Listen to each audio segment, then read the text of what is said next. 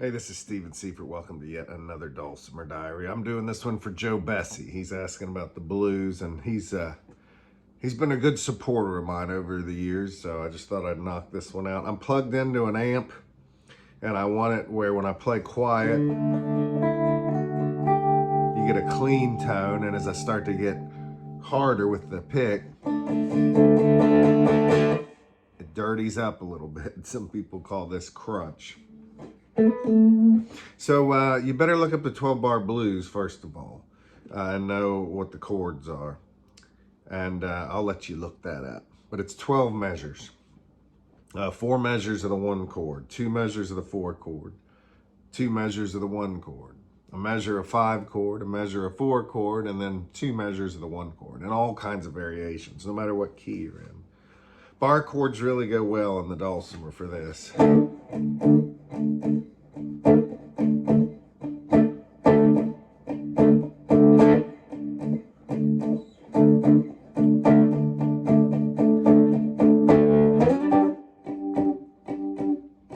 And you can get a lot done just doing bar chords with some left and right hand muting and dampening. I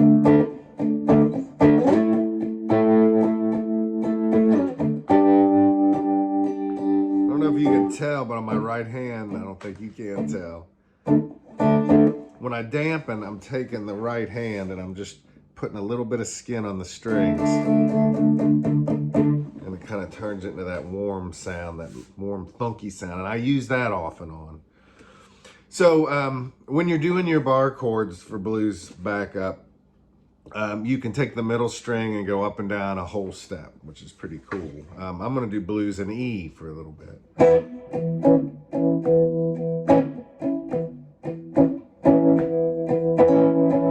And there's different ways to mess with that. When you go up to the A, you do the same thing there. And I'm getting soft or loud with my right hand to get different amounts of distortion.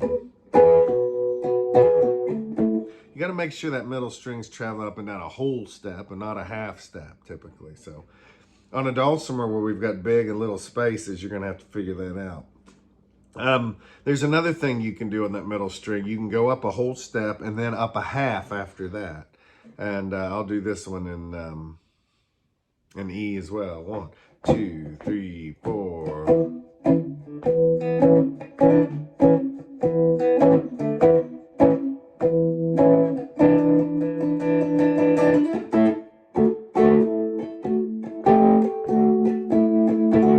So I'm being a little more playful with that middle string.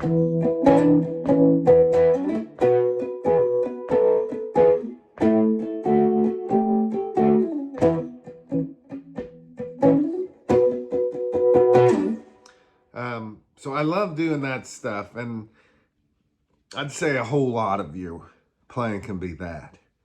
Bar chords that just stay static, or maybe the middle goes up and down a whole step, or maybe it goes up a whole and then a half. Now there's also a bunch of cool chords on here, and I don't think you can go wrong with the bar chords or even some major chords. Not everything has to be some fancy 7th chord, but I'm gonna give you some good D7 chords. That's a cool sound. Or flip it. And D7 basically. Anywhere I can get a D7. It's good to work all those out.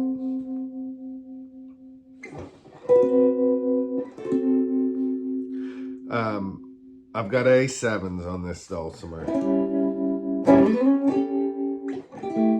There's a whole bunch. You're going to want to work those out.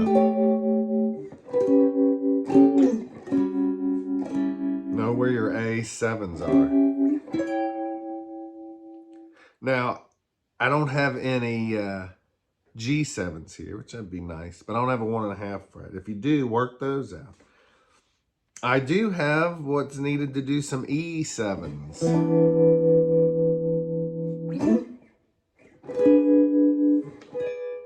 This is an E major chord with a a seventh added, which is a whole step below the root, 2 half steps below the root.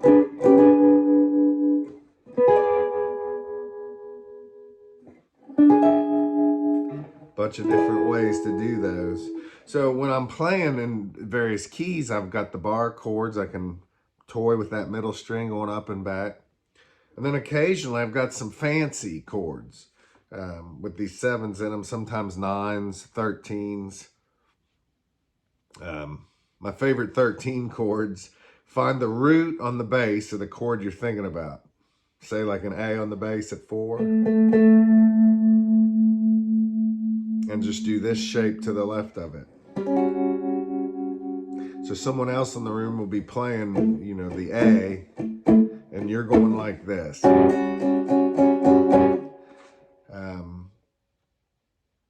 The 9 chord I really like. Think about an A, L chord, like a 4, 4, 6 and a half. Flip it. So you got a 6 and a half, 4, 4.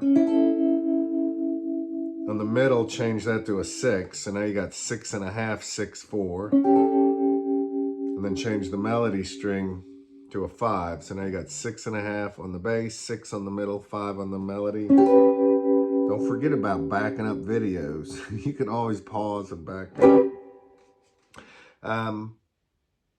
So that's a lot of the chord stuff. If you take some of my classes, I have a big handout with tons of these chords on it, from simple to complex. So where do you play blues on the Dulcimer? What are the pros and cons of each key? Well, in the key of D,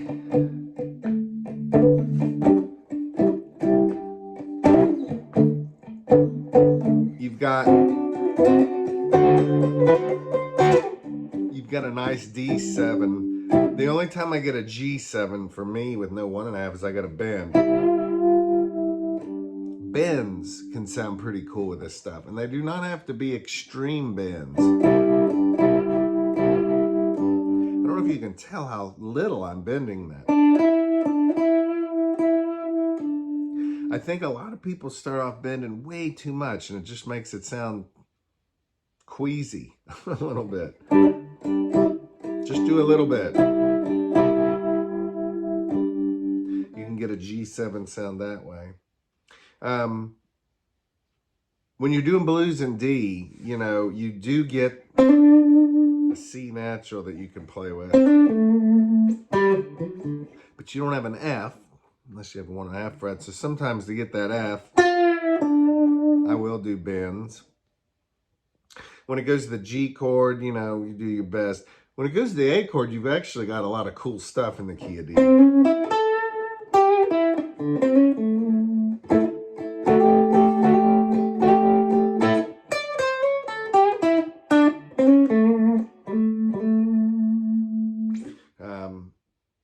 So basically, learn every trick you can with an A chord.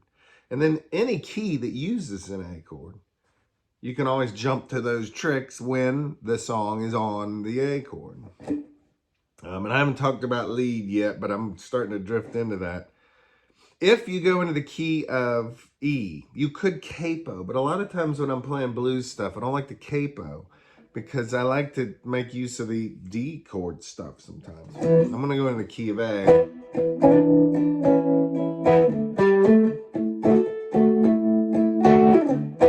Now, you might think E doesn't have a lot to offer, but it does. There's something about blues where if you're in the key of D major, let's say, it's nice to have a D minor pentatonic scale at your disposal, which you kind of get with a 1.5 fret. But on here, I don't have that. If I go to the key of E, I need a lot of E major and E minor pentatonic. And you can do this by using that 6.5 fret on the middle string. But you also get, and yeah, we're getting into lead stuff a little bit. Whatever key you're in, let's say you're in E, you really want to have an E minor pentatonic scale for doing some lead stuff, even though a lot of your things are going to be in an E majorish kind of vibe.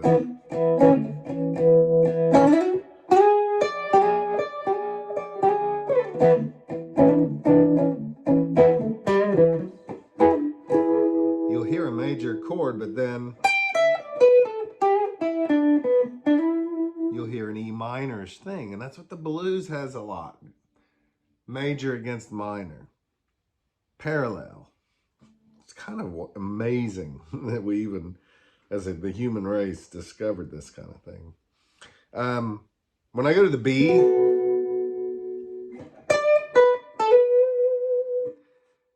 you start running out of options. You get a few cool things. But I'd say if I had to pick between D blues and E blues on a regular dulcimer, I'm doing E. And even with that 1.5 fret, I'd be tempted to stick to E a lot. Next key, I think, is A. You're going to do stuff in A. And then when you go to D, I like to drop down to that low D. If I was capoed at 4 for A, I couldn't do that. So here's A, 3, 4.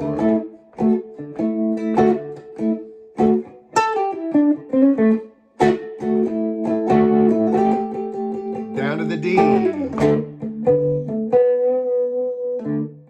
I like to do that bending. Now all that E stuff can come up next because it's the 5 chord in the key of A.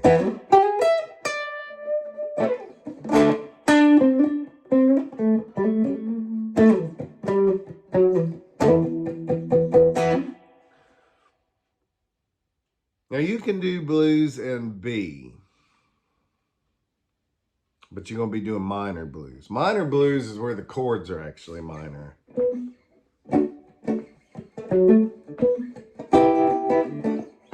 Let me try that again. 1, 2, ready, B.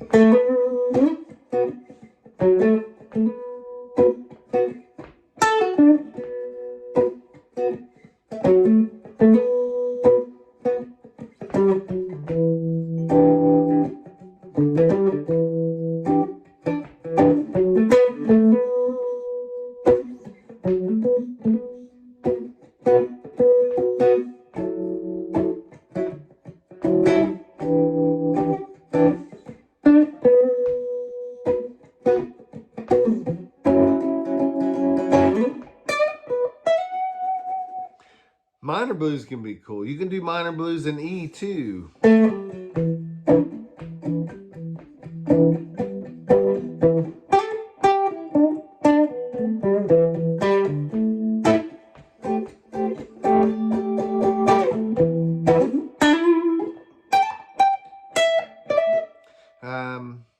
F sharp's kind of cool. Why? Because you actually get the frets you need to do an actual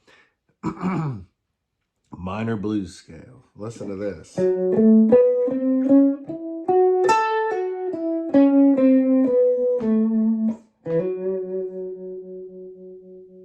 You can actually get a lot done in F sharp blues, believe it or not.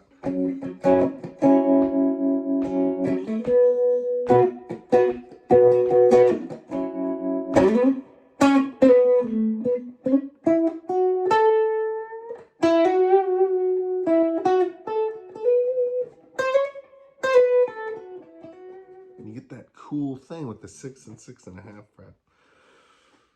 Now remember, this is just a brief overview here for Joe Bessie.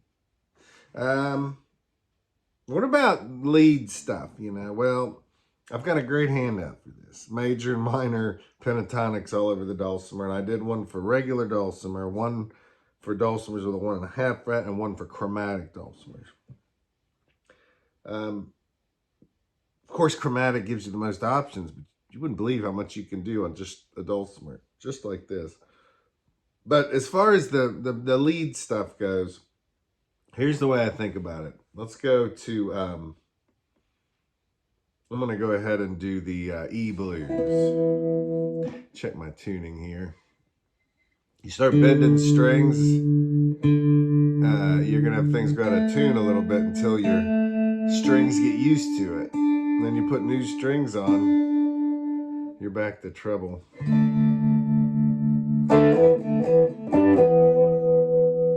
So when you're in the key of E, think of this. You got a 1, 4, and a 5 chord. You got to know what they are back and forth.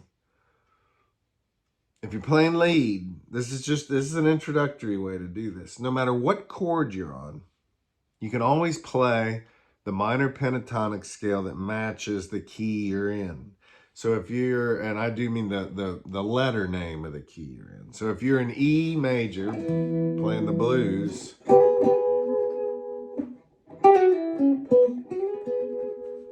you can put an E minor pentatonic over the whole thing. Even when the chords change. The chord goes to A, chord goes to B, you can still do it. But that's a very introductory thing because it starts to get kind of bland and boring real quick. Just putting an E minor pentatonic over your E blues all the time if you're in E major. If you're in E minor, you can probably get away with it a lot easier. But in E major, there's another thing you got to think about. You can always do the major pentatonic scale that matches the current chord. So you've got two options now. Every time you're on a chord, you can do a major pentatonic that matches the chord you're on. Or you can do the minor pentatonic scale that matches the letter name of the key. So here's an example. Here's the E major.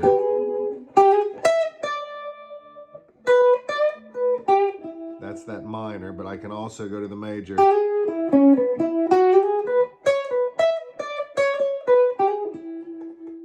And at any moment, dip over to the minor. And it's this really weird back and forth. So major, minor, major. It's always dipping back and forth. So when you're on the E chord, E major pentatonic or E minor pentatonic. Goes to the 4 chord, now you're on an A. Now you could still use the minor pentatonic that matches the letter name of the key, but you can also use the A major pentatonic that more specifically matches the chord.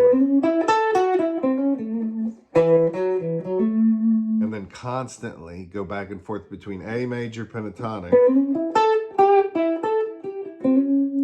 and E minor to match the letter name of the key.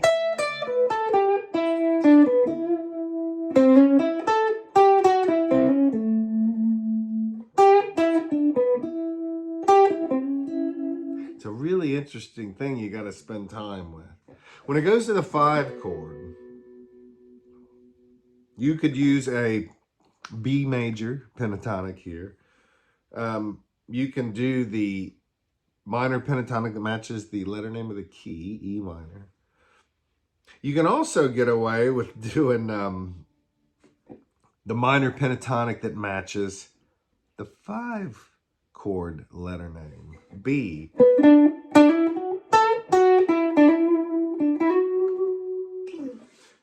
Now, I'm not going to go through all that again, but this will get you rolling. Trying to put all this together. So let me just jam out a little bit in E, and then I got to get out of here.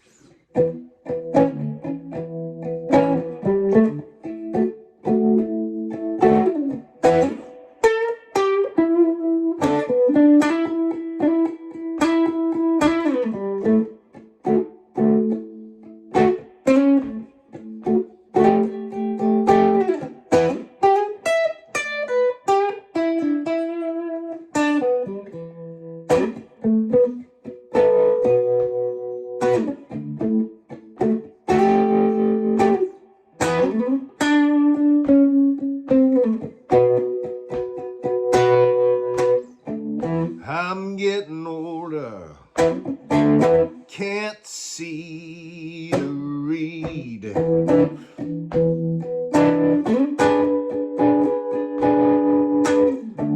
I'm getting older, can't see to read.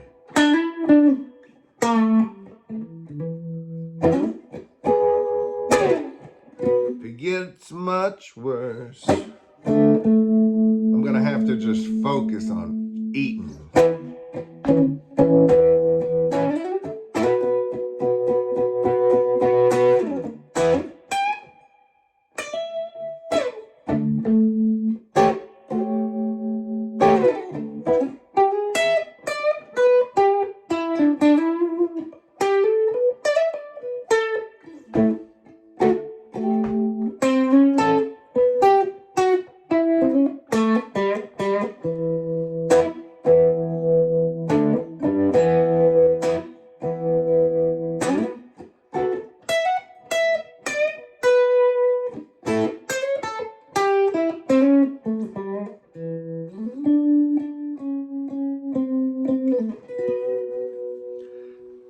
this thing.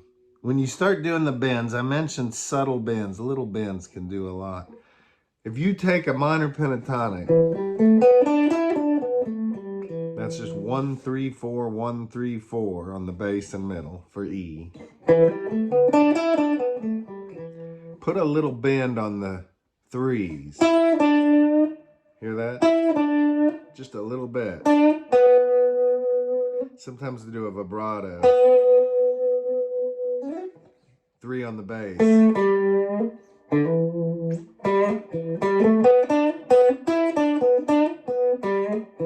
The 4 can take a lot of bend or a little.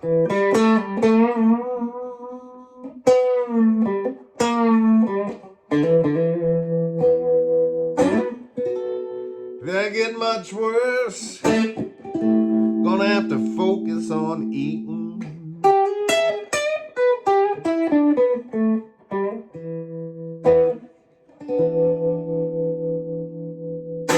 There you go, Joe Bessie. See y'all later.